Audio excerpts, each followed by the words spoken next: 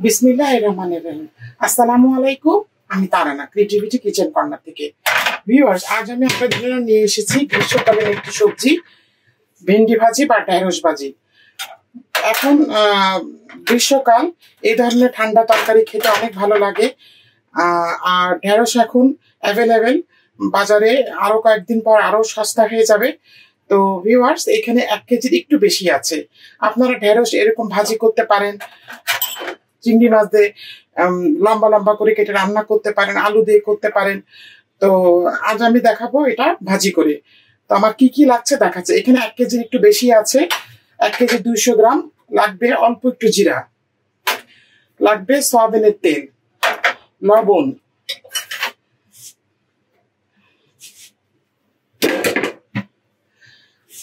ঢেঁড়সে এমন কোনো মশলা লাগে না, জাস্ট পেঁয়াজ আর কাঁচামরিচ।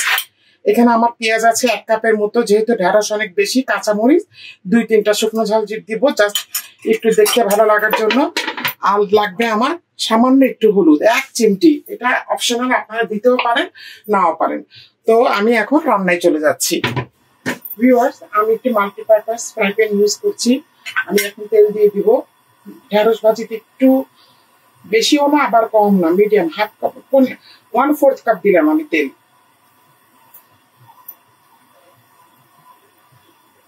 একদম ঝরঝরা ভাজি হবে।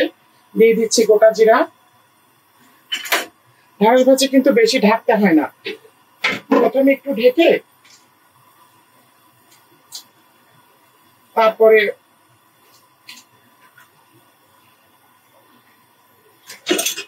আপনার ঢাকনাটা উঠিয়ে ফেলতে হবে এবং একটু হাই ফ্লেমে ভাজতে হবে। আমি একটু আড়াই করে কাঁচা শুকনো ঝালগুলো দিচ্ছি। এটাও অপশনাল, আপনারা দিতে পারেন নাও পারেন। 4টা কাঁচামরিচ শুকনো ঝাল দিয়েছি। এখন আমি পেঁয়াজগুলো দিয়ে দিচ্ছি। কাঁচা পেঁয়াজের মধ্যে কিন্তু ঢেঁড়স ভাজি দিবেন না, তাহলে কিন্তু ভাজিটা আরো বেশি পিচ্ছিল হয়ে যায়। পেঁয়াজটা একটু ব্রাউন কালার হবে। তারপরে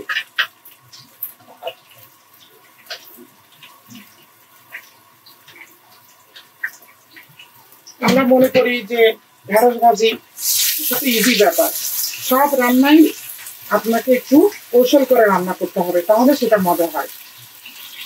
আপনি যদি ডাল ভাত আলু ভর্তাও রান্না করেন, তাও যদি ভর্তাটা মজা করে করেন, তাহলে দেখবেন যে আপনার ওটা দিয়েই খাওয়া হয়ে যাবে। আমি লবণ দিচ্ছি। ঢেঁড়স ভাজিতে কিন্তু খুব বেশি লবণ লাগে না, টেনে যায়, তো ওই হিসেব করে আন্দাজ করে দিবেন। আমি এই চামচে 1/2 চামচ দিলাম।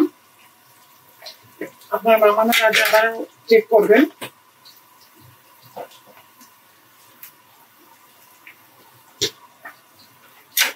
আচ্ছা, হলুদ দিচ্ছি ঠিক, এটা হচ্ছে 1/2 চা চামচ। হ্যাঁ,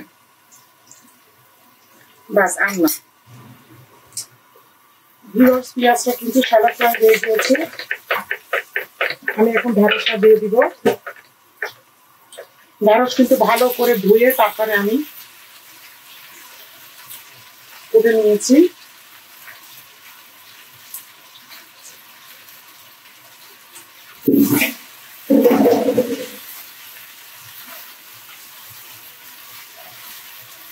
আমি এখন একটু তাপমাত্রা রাখবো, আর একদম হাই ফ্লেম না, মিডিয়াম সাইজ।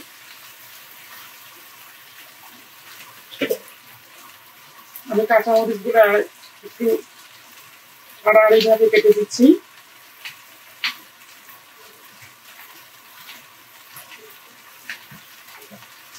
এখন আমি একটু ঢেকে দিব। ঢেঁড়সটা অল্প সিদ্ধ হলে আমি ঢাকনাটা উঠিয়ে দিব।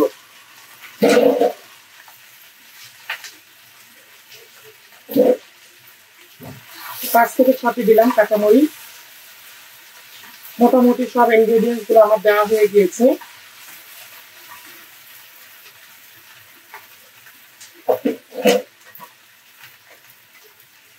আমি এখন ঢেকে দিচ্ছি। ফিরে আসছি আমি 10 থেকে 15 মিনিট পরে।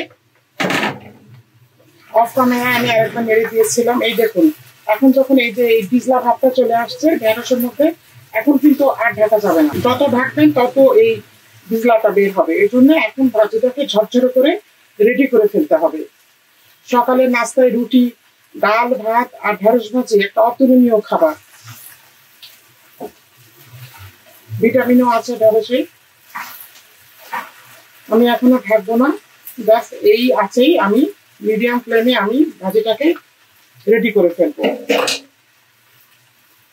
ভাজিতে আর দেওয়ার মতো কোনো কিছুই নেই, হতে এখনো হয়তো 15 থেকে 10 মিনিট লাগবে। এটা হতে থাকুক, আমি ফিরে আসছি। ঢেঁড়স ভাজিটা কমপ্লিট হয়ে গিয়েছে, দেখুন কত ঝরঝরে এবং রংটা কত সুন্দর আছে। যখনই দেখবেন যে এই আপনার যে আঠালো ভাবটা চলে গিয়েছে তখনই ভাজিটা হয়ে গিয়েছে মনে করবেন। আর ভাজিটা হয়ে যাওয়ার সাথে সাথে কিন্তু বাড়বেন না, 5 থেকে 10 মিনিট একটা স্ট্যান্ডিং টাইম দিবেন। যখন ভাজিটা একদম ওই দেখবেন যে ওই আঠালো ভাবটা একেবারেই চলে গেছে, তখন আপনারা একটা ভাজিতে পারবেন।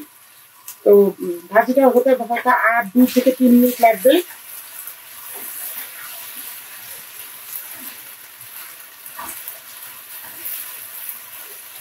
বেশি নাড়ানাড়ির দরকার নাই, তাহলে ঘেটে যাবে।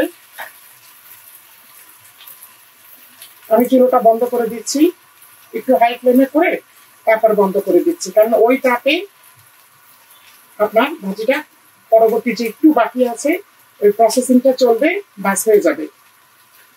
আমি আসছি এখন একটা ডিশে সার্ভ করে, বন্ধ করে দিলাম। ভিউয়ার্স, তৈরি হয়ে গেল খুবই সুন্দর এই গ্রীষ্মকালীন ঢেঁড়স বা ভেন্ডি ভাজি। আপনারা অবশ্যই বাসায় এভাবে তৈরি করবেন। আর ভাজিটা একদম ঝরঝরা এবং সবুজ কালার রয়েছে, দেখুন কোনো আঠালো ভাবটা নেই। এরকমই ভাজি একদম পারফেক্ট। আর আপনারা এটা বাসায় অবশ্যই সকালের নাস্তায় বা রাত্রের দুপুরের খাবারে পরিবেশন করবেন। তো ভিউয়ার্স, আমার আজকে এই ঢেঁড়স ভাজি রেসিপিটি যদি আপনাদের ভালো লেগে থাকে তাহলে অবশ্যই আমাকে একটি লাইক দিবেন, কমেন্ট করবেন এবং আমার ইউটিউব চ্যানেলটিকে সাবস্ক্রাইব করবেন। যারা ফেসবুক পেজ থেকে দেখছেন তারা অবশ্যই আমাকে একটি ফলো দিবেন। যারা আমার চ্যানেলটিকে সাবস্ক্রাইব করেছেন তাদেরকে অসংখ্য ধন্যবাদ। যারা এখনো করেনি প্লিজ আমার চ্যানেলটিকে সাবস্ক্রাইব করে দিবেন। আগামীতে ফিরে আসবো আবার নতুন একটি রেসিপি নিয়ে। আল্লাহ হাফেজ।